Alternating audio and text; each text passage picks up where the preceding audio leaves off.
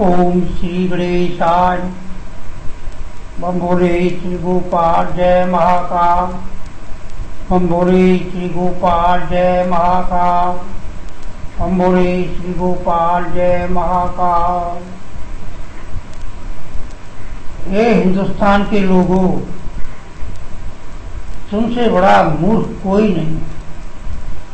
क्यों? आजकल टीवी चैनलों में एक समाचार बड़ा चर्चित है। निर्मल बाबा, निर्मल बाबा, निर्मल बाबा। कौन है ये? किस धर्म से हैं? किस संप्रदाय से हैं? जरा इनसे ये तो पूछो। हिंदुओं के इतने देवी देवता हैं, क्या उनके किसी बारे में जानते हो? क्या सर्वश्रेष्ठ विष्णु के 14 अवतारों के बारे में जानते हो? या किसी धर्मशास्त्र के बारे में जानते हो? कि अनर्गल क्या होती है कृपा? पता है कृपा किस पर होती है? जो इंसान, एक सामान्य इंसान 16 प्रकार से शुद्ध होकर के, अगर वो 16 प्रकार से शुद्ध नहीं होता है तो उसकी आत्मा पवित्र होनी चाहिए।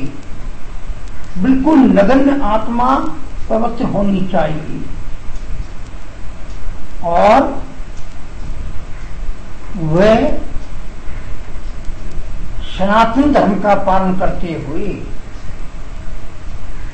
निरंतर भक्ति कर रहा है, तो उसको इस कलयुग में ईश्वर की थोड़ी सी छाया के रूप में कृपा पात्र होती है।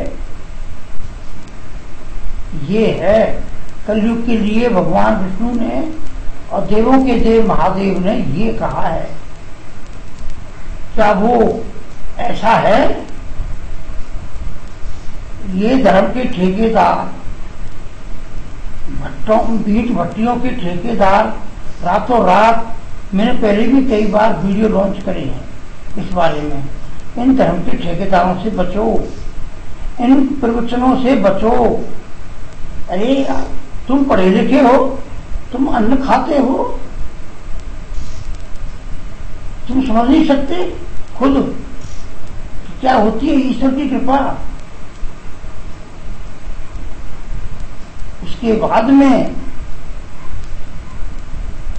अगर कोई मनुष्य 16 प्रकार से शुद्ध होकर के और फिर विनती करता है, प्रसीदम देव देवस्य देवमाय विषमामकम विमोचने विश्वेशे घृणाते घृणानिधे महाकालो महाभावो भक्तिनामृतनाशनम सर्वपापहं पादोदंकम मेयपि प्रतियातां नमो नमः अकाल मृत्यु हरणम सर्वव्याधि विनाशनम महाकालो पादोदंकम पीत्वा पुनर्जन्म न विद्यते महाकालो सर्वदेवस्य तुम पिता सर्वदेनाम ये रूपेणे महाकालो तुम सर्वव्याप्त चराचरम महाकालो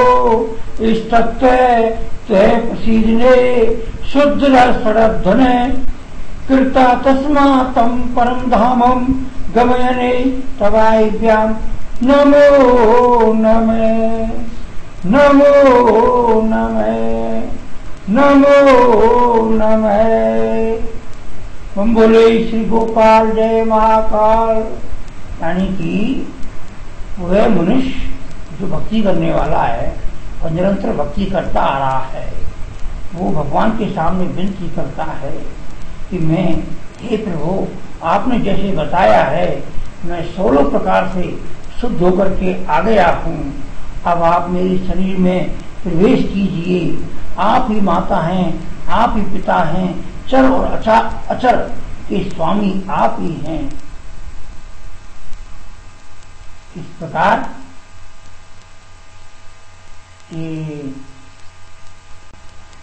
प्रकार वह वंदना करके और सर्वप्रथम इस सृष्टि को चलाने वाले समस्त देवी देवताओं का ध्यान और आगमन करे। कैसे करे? जो सुमरत सिद्धि हो गणनायक कर बर बदन करऊ अनुग्रह सोर बोध रास शुभ गुण सदन मुंह की हो ये वाचार पंख चढ़ गिरवर दहन जास कृपा सो दयाल दुर्बहुष कर मल दयन नील सरोरु श्याम तरुण अरुण वारिज नयन करऊ सो मम धाम सदा क्षीर सागर शयन कुंद इंद्र समुदे उमा रमन करनायतन जाय दीन पर ले करऊं कृपा वर्धन मयन बांधऊ गुरु पद कं कृपा सिंध नर रूप हरि महामोहतम पुण्य जास वचन अवतरण करो। इस तरह स्तुति करके और वो अपने नियमित रोजीना के हिसाब से जो उसने बांध रखा है उस प्रकार अपनी भजन पूजा पाठ करे। देखो सर्वप्रथम तो ये है कि निर्मल बाबा जो हैं, कोई भी बाबा हो, उनको बाबा लगाने का शब्द ही नहीं। बाबा केवल वो लगाता है जो जिसको धर्म का ज्ञान हो, जो गृहस्थी त्याग देता है और भगवान की भक्ति में लीन हो जाता है। और बाबा का भी कर्तव्य नहीं है कि वो भिक्षा मांगे। बाबा में इतनी शक्ति होनी चाहिए, उसकी भजन पूजा पाठ इतनी पवित्र होनी चाहिए कि वो जंगल में मंगल कर दे। अगर बाबा में शक्ति है तो दुनिया वहीं भागी चली जाए। मैं भी गृहस्थी त्याग करके संन्यास लिया, परंतु मैंने समस्त नियमों का पालन किया है। इस बात का मुझे अपने आप मेरी आत्मा में गर्व है और मैंने इस चीज को महसूस भी किया है अपनी अंतरात्मा में। कई लोगों ने मुझसे अचानक ही रोड पर चढ़ते प्रश्न किए हैं, मैंने उनको तुरंत जवाब दिए हैं। अब ध्रुव सत्य हुए हैं। मुझे 13 वर्ष हो गए अन्न त्याग करके मैंने भोलेनाथ महाकाल की भक्ति की है और मैं कर रहा हूं और करता रहूंगा। क्यों? भक्ति में कठोरता लाने पर ही भगवान उसकी सुनते हैं। भगवान जब उसकी सुनते हैं तो भक्त के माध्यम से वो अपनी कृपा देते हैं, परंतु कृपा का कभी भी कारोबार नहीं हुआ करता। कृपा का कारोबार कोई नहीं करता है। उसके पैसे नहीं लिए जाते, उसकी टिकट नहीं बनाई जाती। आप खुले मैदान में खड़े होकर के तो जनता को शुद्ध ज्ञान दीजिए, कौन मना करता है। और फिर एक नई बात और आई सामने कि बाबा ने शिवलिंगों के बारे में ऐसा कुछ कहा है। हालांकि उनको कहना तो नहीं चाहिए, उनको ये पता नहीं है अगर शिव का तीसरा नेत्र पर खुल गया ना तो बाबा निर्मल बाबा का पता नहीं चलना है। कहाँ गया उसका वंश, पता नहीं चलना है धरती पर कहाँ चला गया। शिव का अपमान करने वाले का क्या हाल होता है, उसके शिव के बारे में तो उसे सोचना ही नहीं चाहिए। क्या भरेगा बटुआ वो, क्या देगा आशीर्वाद। निर्मल बाबा के पास खुद एक रात्रि का जीवित रहने का सर्टिफिकेट है उसके पास, तो वो कल सुबह उठेगा, क्या देगा उसके पास दूसरों को। मैं तो कह रहा हूँ ये दुनिया जो बैठी है ना मंच पर सामने, ये जो कुर्सियों पर लगा के बैठे हैं, काले बटुआ डुबाओ, कोई आलू खा लो, कोई खीर खा लो, क्या कृपा देगा वो। कृपा देने वाला ही कृपा देता है। जरा मुझे ये तो बताएं बाबा निर्मल किस संप्रदाय से हैं, साधु संतों के किस अखाड़े से हैं, क्या वो अपना संप्रदाय चलाना चाहते हैं नया अलग से?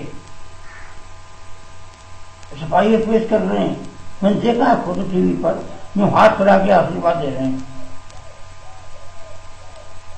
क्या आशीर्वाद देंगे? वो आशीर्वाद देने वाला ही देता है, परंतु वो उस आशीर्वाद को लेने के लिए इस शरीर से कठोर भक्ति करनी पड़ती है।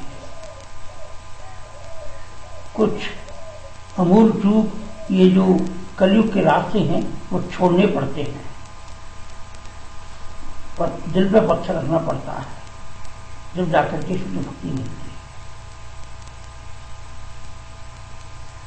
है। ये सब मनन ग्रंथ एक ऐसी विद्या है जो कि पढ़े लिखे तोते हैं, वो वहां आते हैं वही बोलते हैं, जैसा उनको बताया जाता है वो वैसे बोलते हैं, उन्हीं को आगे लाया जाता है। भारत की जनता 1 अरब के आसपास, उन्होंने कितने समागम किए अब तक, और कहते हैं कि 3,500-4 हजार आदमी होते हैं इतने समागमों में। और वो ये भी कहते हैं कि मैं गरीबी हटाता हूं। कितने गरीब लोगों को अमीर कर दिया उन्होंने, या सामान्य कर दिया, या मध्यम वर्ग में डाल दिया।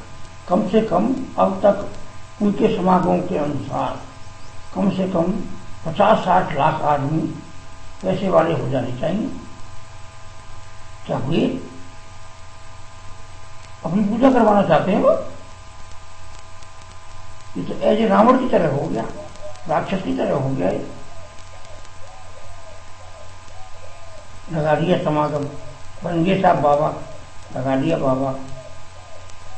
मैंने पहले भी कई बार जो मेरे वीडियो लॉन्च करे हैं, मैंने सब में कहा है कि हे हिंदुस्तान के लोगों, तुम खुद भक्ति करो ना, तुम खुद आशीर्वाद लो भगवान से।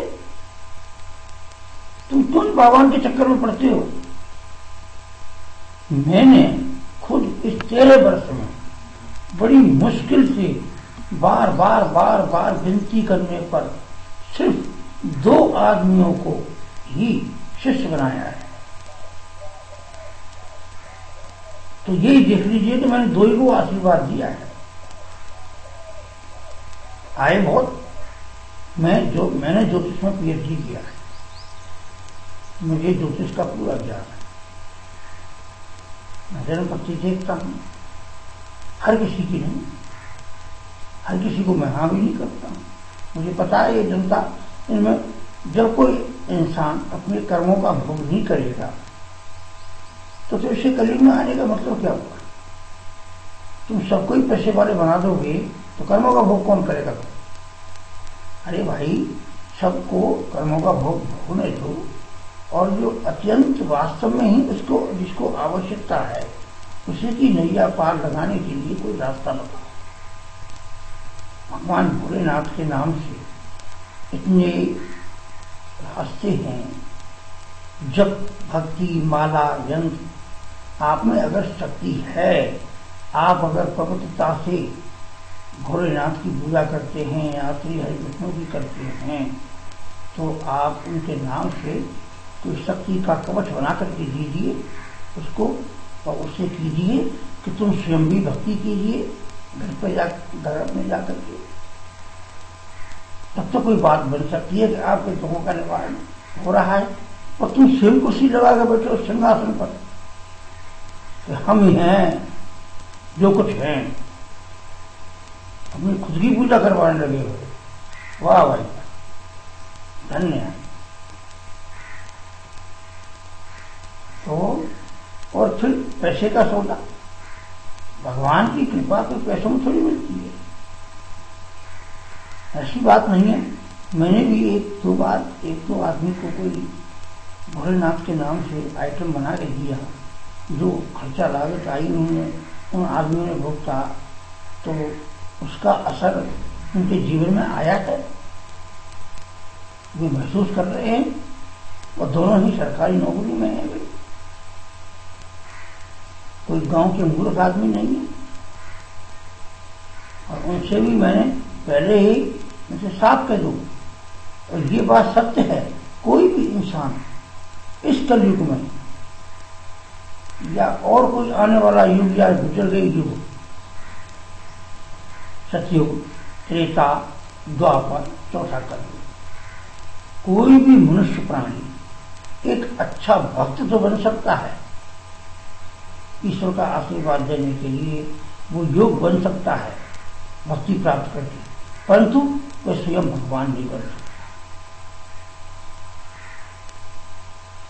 और ये निर्मल बाबा कह रहे हैं तुमने ये किया वो किया, तुमने कहीं गाय देखी, या फिर ये कहेगा निर्मल बाबा ये तांत्रिक है,